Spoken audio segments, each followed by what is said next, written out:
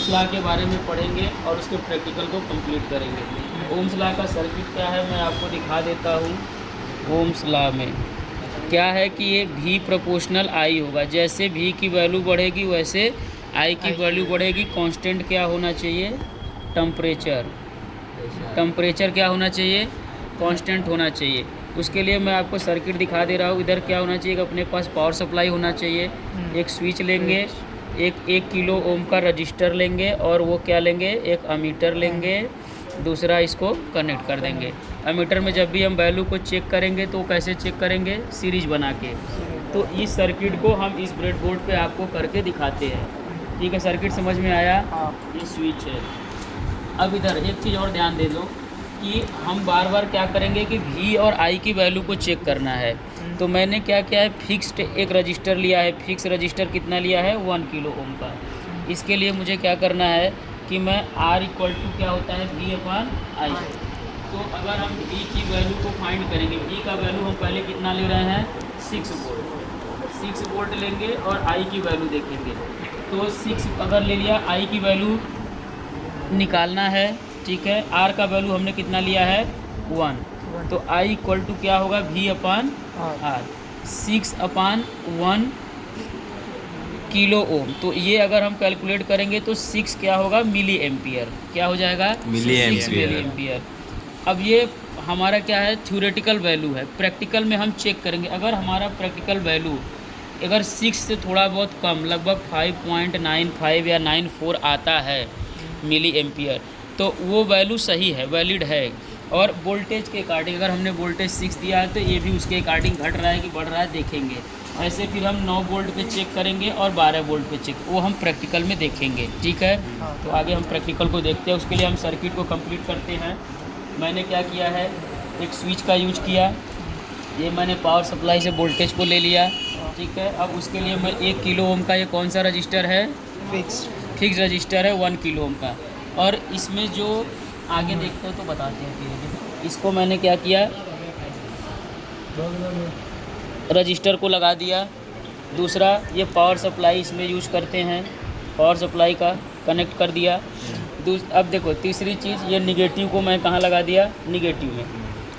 मैंने स्विच का यूज किया है। इसके लिए मैंने एक एलईडी एक्स्ट्रा यूज किया है। इसलिए किया है कि इस स्विच को हम ऑन ऑफ करेंगे तो हमें इस पे दिखेगा, ऑफ हो जाएगा, दिखेगा अगर कि ऑफ है कि आने, ऐसे हमें पता नहीं चलता है। तो इसके लिए मैंने इसका यूज किया। ठीक है, हम इधर सप्लाई देते हैं, आगे देखते हैं।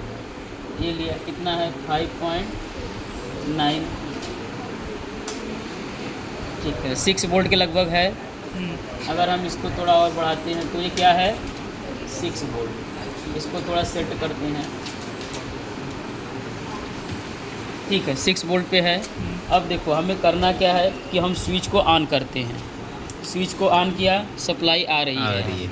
हमने 1 किलो ओम का रजिस्टर लिया है, 6 वोल्ट दिया है सप्लाई, तो हमारा करंट कितना आना चाहिए? लगभग 6 मिली एम्पियर। 6 milli ampere. तो उसके लिए हम चेक करते हैं, मल्टीमीटर को ऑन करते हैं, फिर देखते हैं पॉजिटिव को पॉजिटिव की तरफ, निगेटिव को नेगेटिव की तरफ। दोनों प्रोब को यूज़ करेंगे। इसके लिए हम यहाँ से एक वायर लगा लेते हैं, बड़ा कर लेते हैं इसको चेक करने के लिए। ठीक है, इधर देखो कितना आ रहा है? 5.87 या 89 ऐसे आ रहा है, दिख रहा है।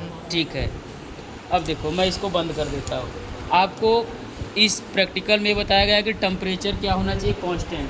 अगर हम इसको लंबे टाइम तक ऑन रखेंगे तो वायर के थ्रू, ये सब के थ्रू क्या होता है? हीटिंग होती है।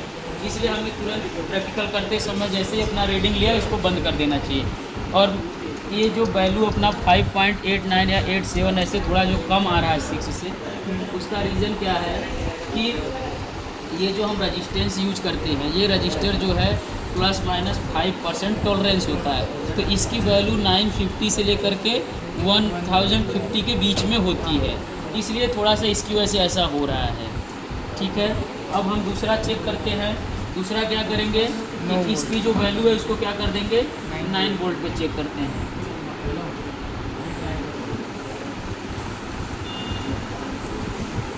वोल्ट कर दो,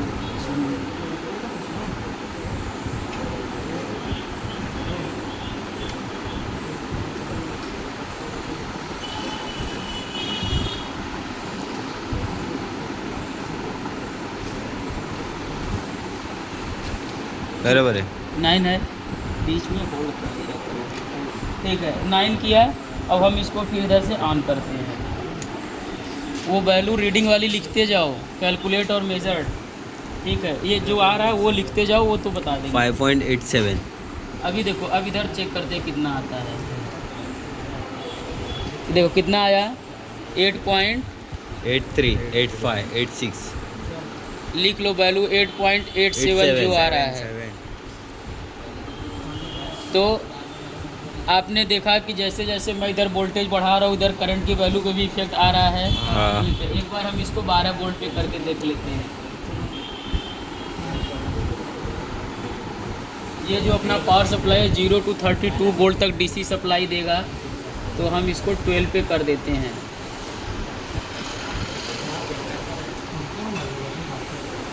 ठीक है, अब हम इधर एक बार फिर चेक कर लेते हैं। इधर देखो